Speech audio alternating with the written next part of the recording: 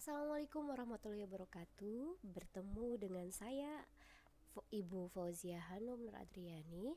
Saya dari Homebase Prodi D3 Kebidanan, dan di sini saya sebagai tim pengajar dari Anatomi Fisiologi di Diploma 4 Anestesiologi.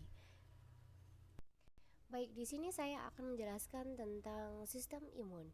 Pertemuan pertama ini saya akan menjelaskan lebih detail tentang apa itu sistem imun, kemudian mekanisme dari sistem imun tersebut, fungsi dari sistem imun, dan apa saja yang menyebabkan faktor imun di dalam tubuh kita itu terhambat, dan penyakit-penyakit yang terjadi pada sistem imunitas itu apa saja. Nah, kita simak penjelasan berikut ini. Kita semua di kampus pernah dong kita digigit nyamuk, kemudian pernah dong kita jatuh juga, seperti itu ya. Jadi ketika gigitan nyamuk kita tidak terasa, jatuh juga kita hanya terasa lecet-lecet saja, akan tetapi tidak langsung terinfeksi secara luas. Oleh karena itu, apa yang terjadi di dalam tubuh kita, apa yang terjadi di dalam sistem imun tubuh kita? Kita harus berterima kasih loh dengan sistem imun di tubuh kita itu sendiri, karena mereka sudah bekerja sangat keras untuk menyebabkan tubuh kita itu tidak sakit. Nah, begini ceritanya. Yang paling banyak bekerja dalam sistem imun yang pertama adalah leukosit. Leukosit atau sering disebut dengan sel darah putih. Leukosit beredar di pembuluh darah. Nah, leukosit ini fungsinya untuk apa sih di sistem imun? Leukosit ini fungsinya untuk men-screening adanya kuman-kuman yang masuk. Jadi ketika kuman masuk di dalam tubuh kita, maka oleh pihak leukosit ini dia sudah terdeteksi, ada alarmnya. Titit. Nah, itulah untuk fungsi dari leukosit di dalam tubuh kita. Leukosit di sini ada dua, yaitu fagosit dan limfosit. Apa sih fagosit dan limfosit ini? Pernahkah kalian terluka seperti teriris pisau saat memotong di dapur, atau terluka karena kecelakaan? Maka itu merupakan pintu gerbang pertama bakteri, virus, atau kuman yang masuk ke dalam tubuh kita.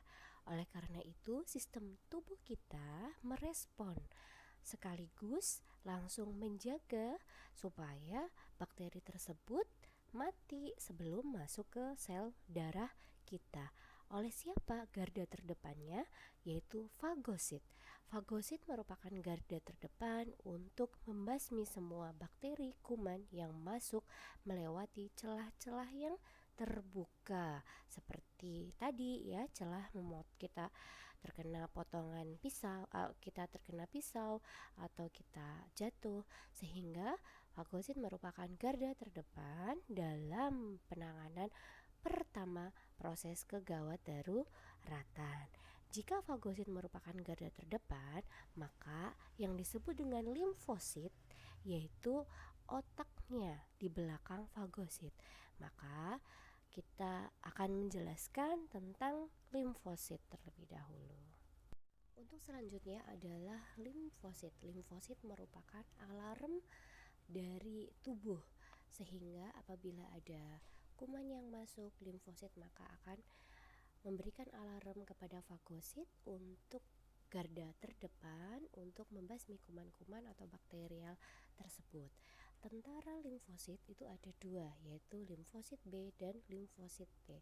Limfosit B merupakan limfosit pengetahuan, artinya dia sebagai alarm juga awal yang merespon adanya kuman. Jadi ketika adanya kuman masuk ke dalam tubuh, maka limfosit B itu sudah ada alarmnya. Nah, kemudian limfosit T adalah merupakan kerja berikutnya yang mengusir kuman-kuman itu. Juga limfosit T juga sama dengan fagosit. Nah, jadi apa sih itu sistem imun?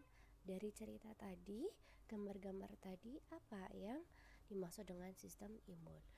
Nah, sistem imun di sini adalah sekumpulan sel, jaringan, dan organ yang terdiri atas bagian yang bisa dilihat. Kayak contoh, ada yang kulit, air mata, air liur, hidung, paru, dan bagian yang tidak dapat dilihat. Timus, limfa, sistem limfa, sumsum tulang, sel darah putih, antibodi, dan hormon. Fungsinya untuk apa sistem imun ini?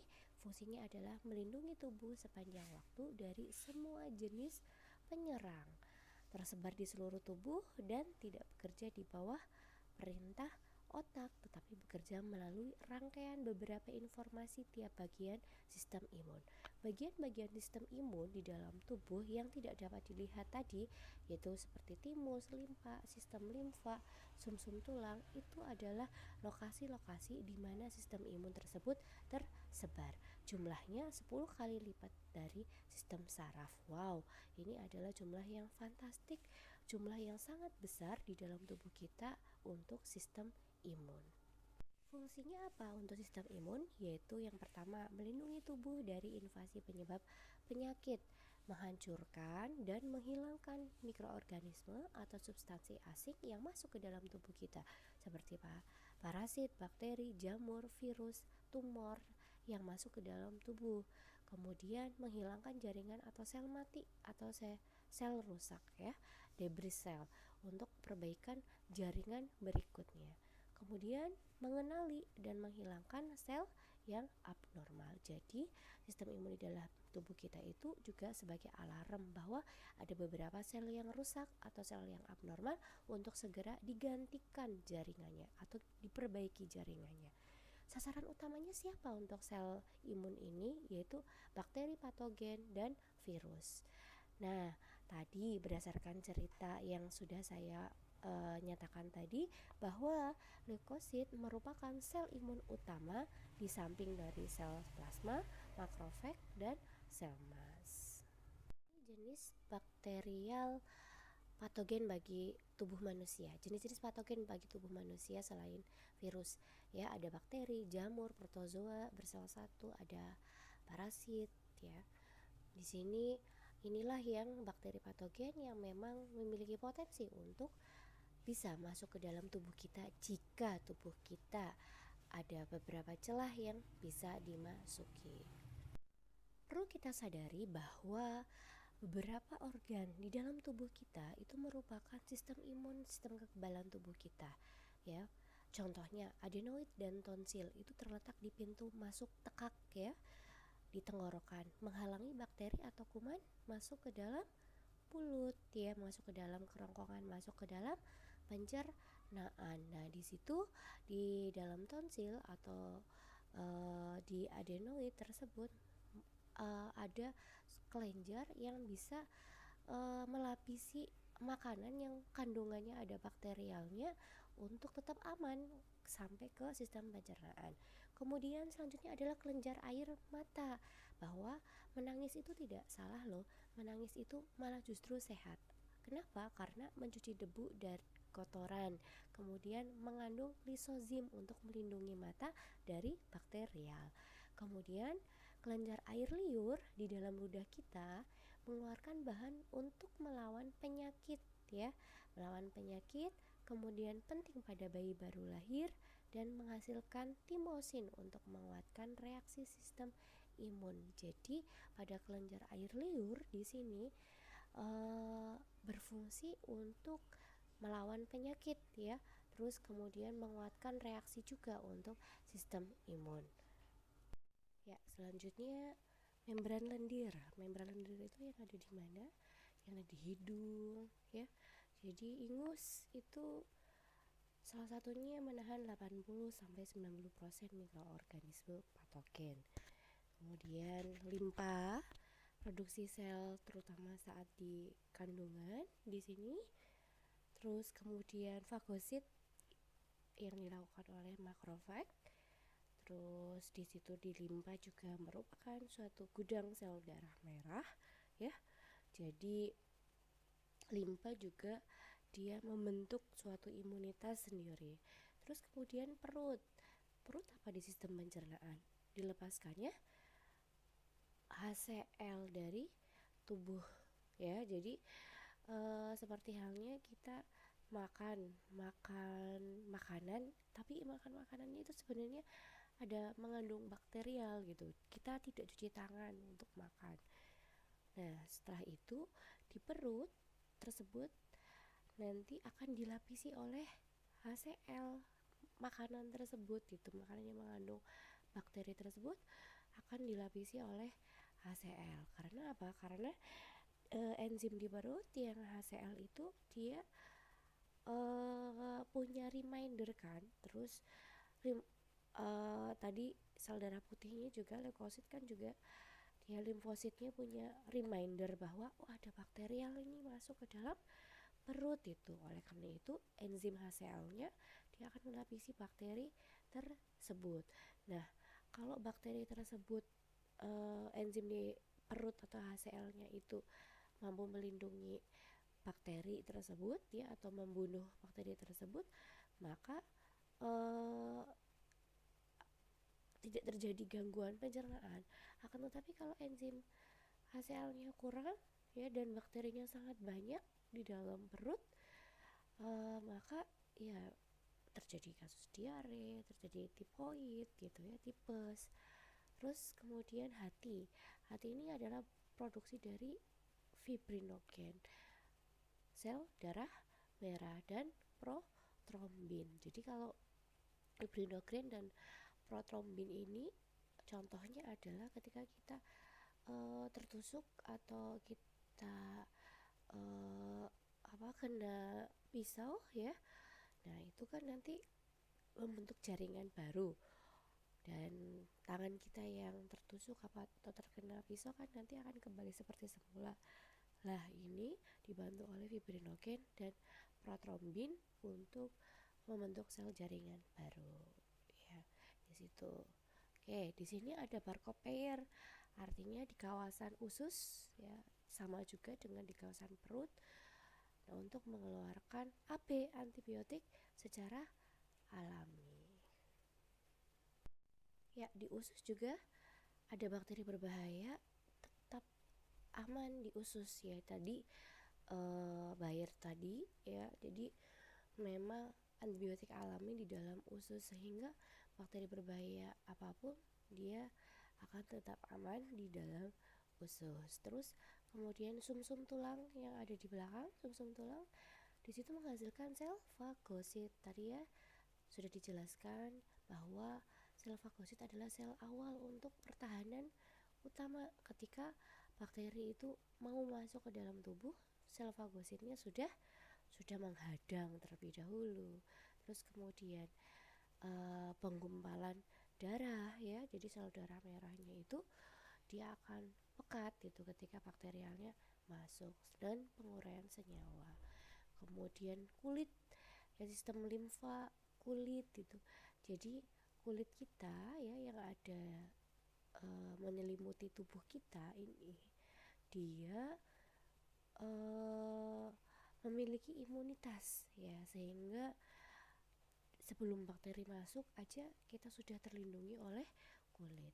Jadi semua organ yang ada di dalam tubuh ternyata itu ada pelindungnya, sehingga tubuh kita sebenarnya sudah dilindungi oleh berbagai macam jenis ya, mulai dari luar yaitu mulai kulit, kemudian mulai dari hidung, mulai dari mulut, itu sudah semua yang masuk ke dalam tubuh kita itu sudah melewati pertahanan awal dulu. Nah, kalau pertahanan awalnya jebol ya, terus apa yang terjadi kepada kita? Yang terjadi adalah dia akan melewati ke step berikutnya untuk bakterialnya. Nah, di step berikutnya itulah peran dari limfosit tersebut ya, limfosit, fagosit gitu. Itu sudah ada alarm yang akan menghadang. Kemudian dilanjutkan dengan struktur sistem imun. Organ sistem imun itu berada di seluruh bagian tubuh yang tadi ya sudah saya jelaskan. Nah, itu namanya organ limfoid ya. Organ limfoid itu merupakan rumah bagi limfosit, penghasil limfosit. Tadi kan ada T limfosit ya dan beta limfositnya. Nah, di situ jaringan limfoid itu ada yang primer, ada yang sekunder. Yang primer dia adalah yang utama untuk penghasil limfosit. Jadi kayak kelenjar timus. Tahu kelenjar timus di mana? itu di bawah kerongkongan itu adalah kelenjar timus. Kemudian di sumsum tulang itu merupakan produksi utama untuk limfosit ya. Terus kemudian jaringan limfoid sekunder. Nah, di sini untuk limfoid sekunder contoh limfa ya, dan kelenjar limfa yang berkapsul, yang tidak berkapsul itu kayak tonsil ya. Tonsil itu juga di leher di situ. Dan alat reproduksi, saluran nafas, saluran kemih di situ juga limfoid sekunder. Jadi dia artinya sekunder adalah dia akan memproduksi apabila memang ada bakteri yang masuk ya. Jadi kalau bakteri yang masuk dia langsung untuk uh, apa ke limfoid primer itu langsung alarm, ini loh saya butuh untuk limfositnya. Oke, jadi sama limfoid primer dia akan dikirim untuk limfositnya, sehingga itu disebut dengan limfoid sekunder.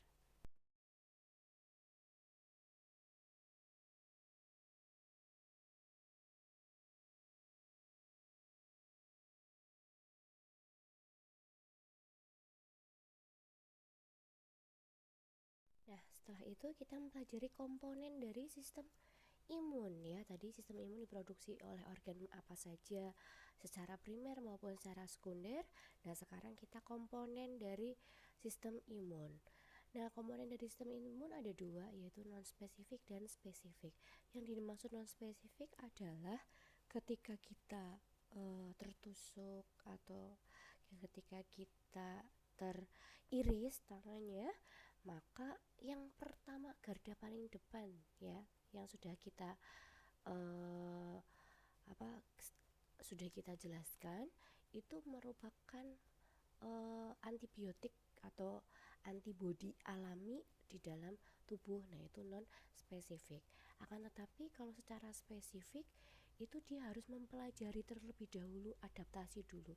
Jadi untuk yang sistem imun non spesifik dia akan melindungi dulu di awal. Kalau sudah perlindungannya jebol, tidak bisa, maka dia akan ketemu dengan limfosit ya, yang tadi ya T cell dan B limfosit ya, atau T limfosit, dia akan bergerak. Nah, yang bergerak terlebih dahulu adalah B limfosit. Nah, B limfosit tersebut dia akan membunuh kuman-kuman atau bakteria. Nah, T limfosit itu dia akan mempelajari terlebih dahulu atau T cell di sini kalau mempelajari ini bakteri jenis apa sih? Ini bakteri jenis apa?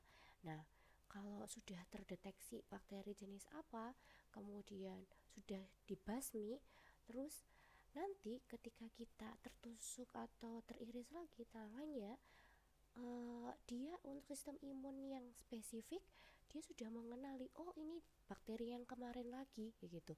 Kalau bakteri yang kemarin lagi berarti kita sudah bisa beradaptasi dengan bakterial tersebut. Kalau bakterial tersebut tidak pernah masuk ke dalam tubuh kita, maka tubuh kita itu beradaptasi dengan bakteri tersebut, sehingga muncullah ketika tempat yang teriris maupun tempat yang tertusuk itu ada inflamasi atau di situ ada peradangan. Kemudian kalau virus berarti muncullah serangan-serangan di dalam tubuh ya, sehingga kita menghasilkan panas di dalam tubuh, itu sebenarnya sedang beradaptasi. Sehingga kalau ada virus terus kita disertai dengan demam, itu sebenarnya baik. Kenapa? Karena tubuh kita sistem imunnya itu sedang bekerja, sedang melawan virus begitu. Nah, secara spesifik tubuh kita juga sedang mengenali virus-virus apa atau bakterial patogen apa yang masuk ke dalam tubuh kita itu. Apalagi virus untuk yang tetanus ya.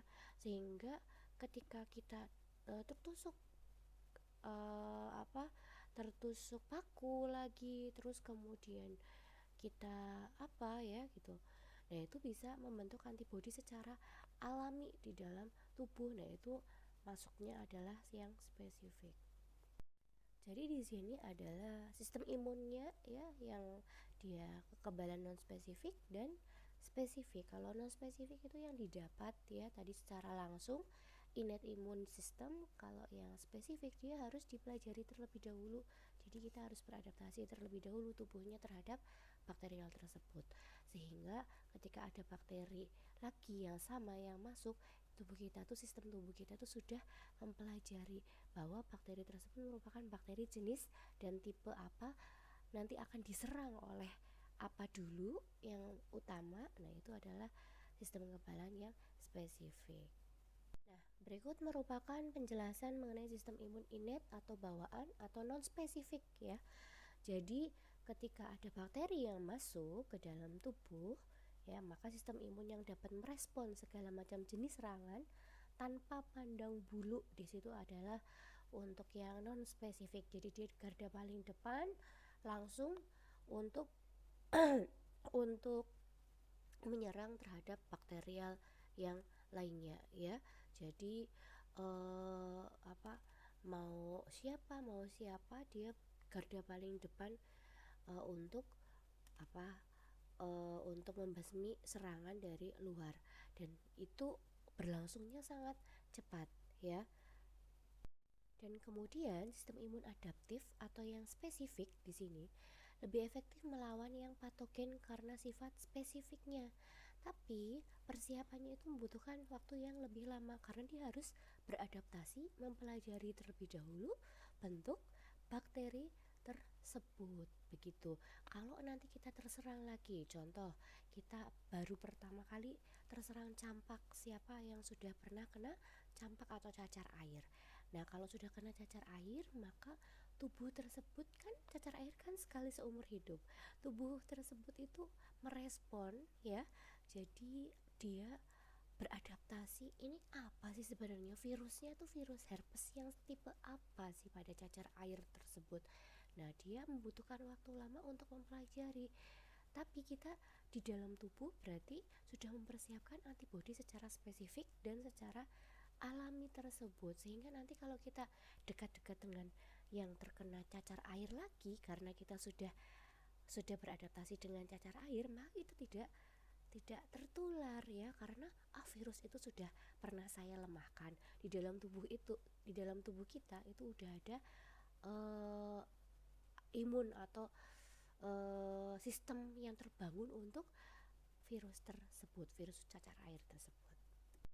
Sehingga di sini sistem imun bawaan atau non spesifik itu bertugas memang menghalau dan meminimalisasi kerusakan jaringan yang ditimbulkan oleh penyerang ya, sambil menyiapkan respon imun yang adaptif. Jadi respon imun adaptif kan yang spesifik kan sangat lamban, dia harus mempelajari terlebih dahulu jenis virus tersebut, sehingga kerja paling utama adalah sistem imun bawaan atau yang non spesifik untuk menghalau dan meminimalisasi kerusakan yang akan ditimbulkan oleh penyerang dari luar. Kemudian sistem imun bawaan atau memang yang non spesifik melawan patogen, menyerang patogen itu dengan 4 macam hal. Yang pertama ada inflamasi, yang kedua ada interferon, yang ketiga ada natural killer cell atau NK ya, NK cell. Terus yang keempat adalah complement system. Mari kita pelajari satu demi satu. Ya, yang pertama adalah inflamasi. Apa yang disebut dengan inflamasi? Inflamasi di sini adalah respon non spesifik yang terjadi akibat adanya kerusakan pada jaringan seperti peradangan, kemudian luka tempat yang teriris, itu dia timbul ruam atau kemerahan ya. Pada proses ini sel yang berperan penting adalah sel fagosit ya, bukan limfosit. Jadi sel-sel awal adalah sel fagosit, yaitu makrofag dan neutrofil. Fagosit itu ada 2 ya, dan limfosit juga ada 2, T limfosit dan B limfosit, dan sel fagosit itu juga ada 2, yaitu makrofag dan neutrofil di sini akan bekerja. Ya, bisa kita lihat di sini ya, ketika kita mengalami luka tusuk, bakteri kan masuk ya, jadi dia punya jalan untuk menuju ke tubuh kita. Jadi pas bakteri masuk, maka fagosit ya, neutrofil dan makrofag di sini ya, ini neutrofil, ini makrofag, di sini akan berkumpul ya, akan cepat sekali untuk berkumpul untuk melawan virus atau bakterial patogen, dan mereka memanggil leukosit yang lain untuk menyerang juga ya, atau untuk perlindungan, sehingga wajar saja di sini ya penuh dengan neutrofil, makrofag, leukosit. Maka di sini muncul peradangan. Munculnya peradangan atau munculnya ruam kemerahan di sekitar luka tusuk itu sebenarnya bagus. Karena apa? Karena mereka sedang ada penyerangan bakterial, kemudian bakterialnya lemah, terus kemudian sel darah merahnya nanti akan menutup jaringan fibrinogen, protrombinnya dia akan menutup luka di sini ya, gitu. Sehingga pada proses inflamasi di sini tujuannya untuk apa sih? Yang pertama, dia akan memanggil lebih banyak leukosit ke tempat tersebut ya. Jadi wajar saja tempat tersebut nanti adanya peradangan. Yang kedua, secara cepat dia akan mengisolasi dan membunuh atau menghancurkan bakteri yang melakukan penyerangan. Jadi fagosit itu dia akan menyerang di garda paling depan ya.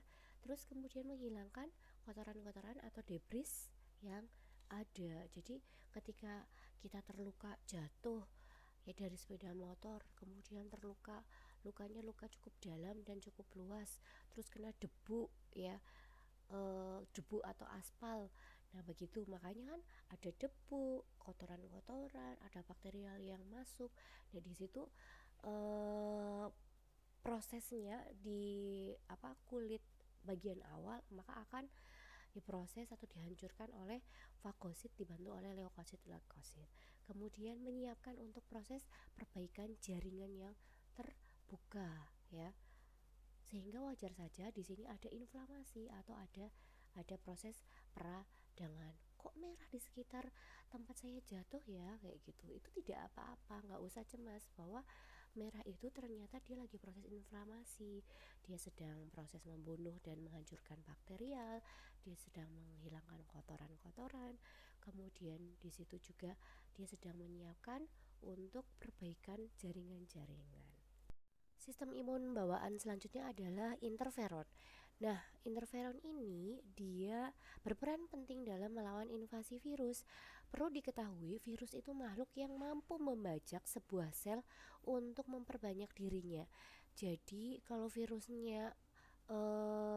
satu masuk ke dalam tubuh, terus kemudian dia bisa mampu membajak sel, kemudian sel tersebut menjadi virus atau terpapar virus, kemudian sel tersebut juga memaparkan virus ke sel berikutnya dan sel berikutnya, sehingga semua sel di seluruh tubuh sudah dikuasai oleh virus. Itu adalah sebuah kemampuan pada virus. Oleh karena itu, pada proses interferon di sini adalah bagaimana saat virus itu sudah masuk menembus pada saat inflamasi dan tidak bisa dilawan oleh leukosit dan fagosit dari awal, maka dia akan menembus ke sistem lebih dalam. Ketika dia menembus sistem lebih dalam, adaptasi spesifik terhadap virus kan sedang mempelajari virus tersebut. Nah, dia sedang mempelajari dan dia sudah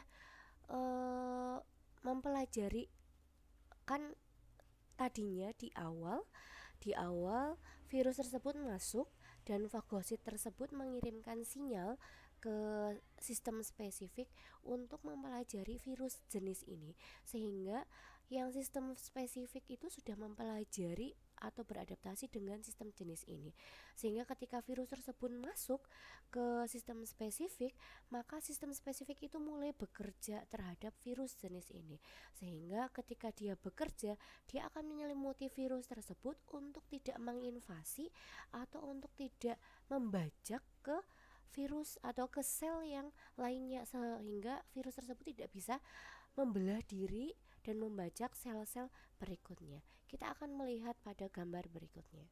Lihat pada gambar berikut ini. Di sebelah kiri ada sel yang terinfeksi oleh virus. Virus bisa masuk untuk menginfeksi sel tersebut, satu sel. Kemudian virus tersebut akan membajak lagi ke sel berikutnya. Nah, ketika dia akan membajak ke sel berikutnya, pertahanan imunitas secara spesifik dia sudah sel yang sebelah kanan dilihat dia sudah mampu membentuk imun secara spesifik sehingga memblok virus tersebut tidak bisa masuk ke dalam sel berikutnya. Jadi dia sudah ada kiriman sinyal untuk memblok virus untuk tidak membajak sel berikutnya, begitu. Nah, proses selanjutnya adalah natural killer, NK cell. Di sini, jadi natural killer ini seperti sel limfosit jenis T.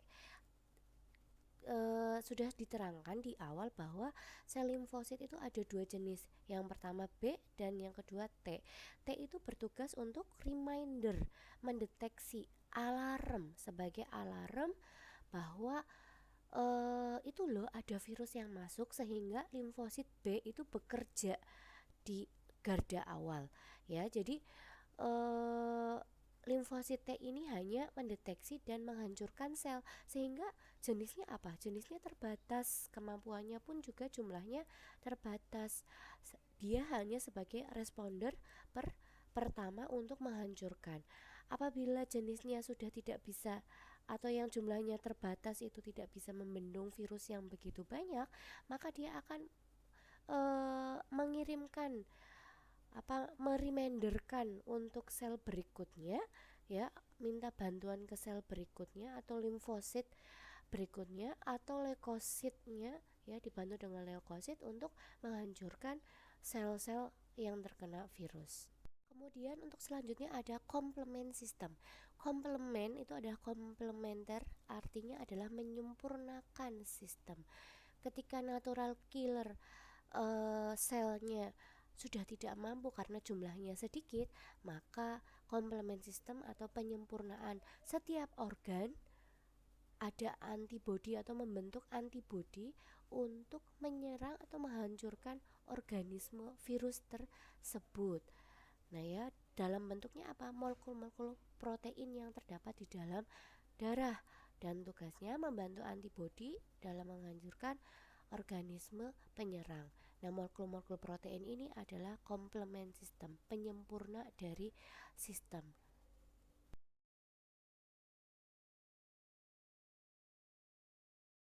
Tipe imunitas ada dua. Yang pertama adalah imunitas alami dan imunitas buatan. Kalau yang alami itu ada yang aktif dan yang pasif. Kalau yang aktif adalah didapat setelah sembuh dari penyakit seperti cacar air. Sudah dijelaskan di awal, ketika antibodi di dalam tubuh kita itu mempelajari untuk virus dari campak atau cacar air, sehingga ketika ada cacar air berikutnya antibodi kita sudah ada dan merespon. Nah, itu disebut dengan yang aktif. Kalau yang pasif, antibodi yang sudah terjadi diperoleh dari saat bayi. Jadi ketika dia keluar dari kandungan atau dilahirkan, bayi sudah memiliki antibodi alami yang terletak pada plasenta dan kolostrum. Kolostrum itu ada air susu pertama dari ibu yang berwarna kuning, itu membentuk zat antibodi. Kemudian imunitas selanjutnya adalah imunitas buatan. Buatan secara aktif dan buatan secara pasif. Kalau secara aktif itu pembentukan setelah vaksinasi. Jadi ketika aktif itu divaksin ya, diberikan imunisasi vaksin, dilakukan injeksi atau penyuntikan vaksin ke dalam tubuhnya, sehingga di dalam tubuhnya vaksin itu kan berupa virus yang dilemahkan atau virus yang dimatikan, sehingga di dalam tubuhnya itu merespon virus tersebut agar imunitasnya itu, antibodinya itu aktif, imunitas alaminya itu mulai terbentuk dengan vaksin yang disuntikan. Kemudian imunitas buatan selanjutnya adalah bersifat pasif. Pasif di sini adalah imunitas yang sudah jadi antitoksin tetanus di sini, sehingga ketika kita terkena tetanus ya, maka kita langsung diberikan vaksin anti tetanus. Supaya apa? Supaya tetanus tersebut tidak menyerang dan membuat gejala di dalam tubuh kita ya, seperti itu. Kemudian faktor apa yang bisa menyebabkan respon imun tubuh kita berkurang? Bisa karena imunodefisiensi. Respon imun berkurang seperti kita mengalami gejala penyakit AIDS, leukemia ya, atau kanker darah ya. Terus kemudian hipersensitivitas, respon imun yang berlebih seperti alergi, asma, kemudian reaksi saat kita melakukan transfusi atau kita mengalami penyakit autoimun ya. Autoimun jarang terjadi ya, penyakit ini, sehingga dia sensitif sekali terhadap imunitas di dalam tubuh. Reaksinya bisa hipersensitif, bisa dia imunnya juga berkurang. Itu adalah autoimun. Kemudian untuk selanjutnya adalah karena faktor usia. Kenapa pada faktor usia? Karena semakin tua usianya, maka produksi terhadap fungsi limfosit B dan T itu terganggu atau sudah minim. Penurunan kemampuan antibodi. Oleh karena itu, yang sedang marak-maraknya sekarang adalah virus corona, bahwa dia akan sangat berisiko terhadap usia lanjut. Apalagi usia lanjut dengan komplikasi. Karena apa? Karena kemampuan antibodinya menurun. Kemudian kegagalan mengenali sel abnormal atau yang mengalami mutasi. Jadi karena dia kemampuan antibodinya menurun, maka dia gagal untuk mengenali sel-sel yang mana dia itu merupakan yang abnormal, mendeteksi yang abnormal dan yang normal ya. Terus kemudian penurunan fungsi sistem organ terkait dengan pertambahan usia. Dia kena diare, paru-paru, kulit, jantung koroner, diabetes mellitus, hipertensi, itu akan mempengaruhi terhadap sistem imun tubuh. Oleh karena itu, coronavirus akan sangat mematikan pada pasien-pasien dengan yang lanjut usia dengan komplikasi paru-paru, komplikasi SK, diabetes, hipertensi, jantung koroner. Itu jauh lebih berisiko. Kemudian terhadap gender, jenis kelamin ya. Estrogen cenderung bersifat imuno untuk enhancing, sedangkan androgen bersifat imunosupresif ya. Jadi perempuan lebih rentan daripada laki-laki. Yang dimaksud dengan estrogen adalah hormon yang paling banyak ditemukan pada wanita. Jadi immunoenhancing, dia lebih cenderung ke sistem imun wanita itu estrogen jauh lebih menurun ya. Jadi dia menurunkan antibodi ketika estrogennya aktif dibandingkan dengan sifatnya androgen. Androgen adalah hormon yang dimiliki oleh laki-laki, sehingga perempuan lebih rentan dibandingkan pada laki-laki. Nutrisi di sini, kelebihan atau kekurangan untuk nutrisi, baik nutrisi makro maupun nutrisi mikro. Nutrisi makro di sini adalah seperti karbohidrat, lemak, protein, dan nutrisi mikro di sini seperti zat besi, magnesium, fosfor, tembaga, zinc, dan yang lain sebagainya. Yang dimana seperti contohnya adalah zinc, dia akan membantu untuk pencernaan atau usus memproduksi enzim HCl ya. HCl itu berfungsi untuk melindungi makanan yang terkandung bakterial. Kemudian besi, zat besi. Zat besi itu akan menghasilkan hemoglobin di dalam tubuh, sehingga kadar hemoglobin itu menjadi semakin pekat. Kepekatan hemoglobin atau eritrosit sel darah merah dapat membantu untuk menyerang atau mencegah virus masuk. Yang selanjutnya adalah penyakit kanker. Penyakit kanker merupakan faktor penghambat untuk sistem imun bekerja dengan baik, apalagi penyakit kanker yang mendapatkan terapi kemo ya. Kemoterapi, bahwa obat-obatan kemoterapi merupakan golongan obat-obatan yang dia bisa menghancurkan limfosit T maupun limfosit B atau limfosit T killer untuk menghancurkan bakterial-bakterial yang masuk. Jadi memang sel-sel tumor dapat memiliki faktor yang dapat menyalut atau menstimulasi sel tumor untuk mencegah penghancuran. Seharusnya penghancuran bakterial oleh limfosit T killer, tapi sama sel tumor penghancuran tersebut ditunda atau tidak menjadi hancur sel-sel untuk bakterial tersebut oleh limfosit T killer seperti itu. Kemudian selanjutnya adalah radiasi. Radiasi ini dapat menghancurkan limfosit dan menurunkan populasi sel yang diperlukan untuk menggantikannya. Jadi radiasi itu seperti pengobatan, kemoterapi, kemudian radiasi untuk X-ray seperti itu.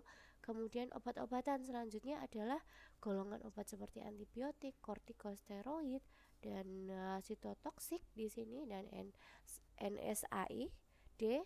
Nah, di situ merupakan tipe-tipe golongan obat-obatan yang bisa menurunkan sistem imun, karena di dalam tubuhnya kita sudah punya antibodi, dan antibodi tersebut dilemahkan oleh pengobatan antibiotik tersebut. Kemudian untuk selanjutnya adalah tentang mekanisme sistem imun. Sistem imun yang di dalam tubuh, bagaimana caranya bekerja, kita simak ulasan berikutnya. Pernahkah kita merasakan kondisi seperti flu ya, apalagi pada musim hujan, habis kemarau terus kemudian hujan, di sini banyak virus yang memang menyebabkan sedang flu, batuk pilek seperti saya, apalagi ditambah sekarang sedang marak-maraknya COVID-19 penyebab dari virus corona ya.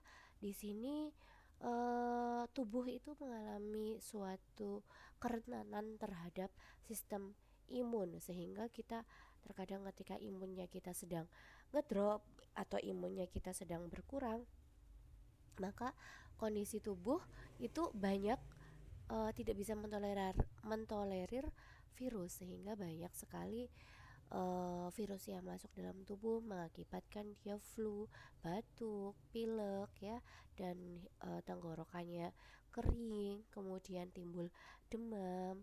Oke, terus bagaimana sih caranya virus tersebut itu bagaimana caranya pertahanan tubuh atau mekanisme tubuh itu terhadap imunitas yang menyerang virus flu atau virus corona dan yang lain sebagainya.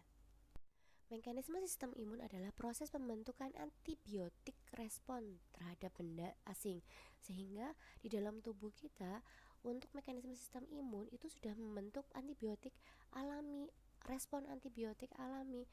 Dan kalau tubuh kita kemasukan virus, sebenarnya tidak perlu lagi kita mengkonsumsi untuk antibiotik. Antibiotik itu bukan untuk virus ya, antibiotik itu untuk bakterial. Jadi karena tubuh kita sudah membentuk antibiotik alami, kenapa harus diberikan antibiotik? Maka antibiotik tersebut tidak bekerja di dalam tubuh, sehingga cukup resisten apabila terdapat virus yang sama masuk untuk selanjutnya, seperti itu ya.